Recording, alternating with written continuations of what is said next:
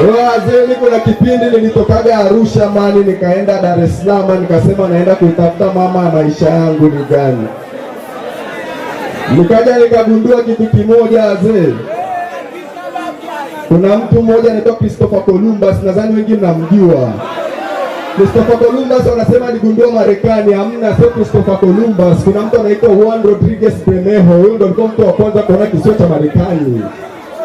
Ilikuwa tarehe 12 Oktoba mwaka 1492. Christopher Columbus akadanganya watu kwamba amegundua Marekani, na mimi nikajiona Christopher Columbus wazee.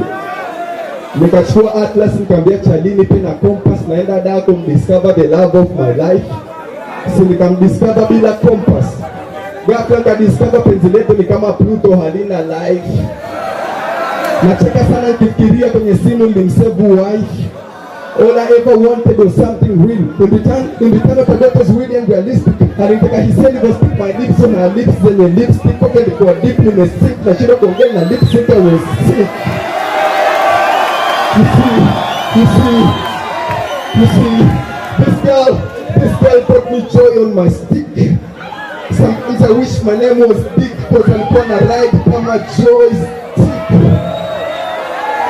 Nikakutana na ex-wangu akaniuliza, Clayton, what happened? Well, sikujua penzi letu ni mathematical, nilihisi tuna chemistry, eliminate simultaneously and substitute na ex wake, I don't know why.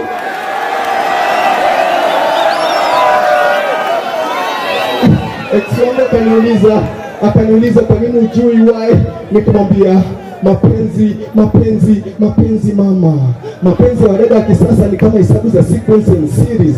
Ana date na Muhammad, ana hela, mpanga na Mtagamubi, amekufa ameanza kwa Rashidi. Kwenye steam sponsor yake amemsave dadi, mimi nikidempeni tu na ndipiaga prodi. Wazee, naitwa Clayton Kapasi Msosa na mimi ni msanii wazee. Mimi ni artist imani. Wazee, mimi katika watu na waheshimu duniani ni waimba singeli.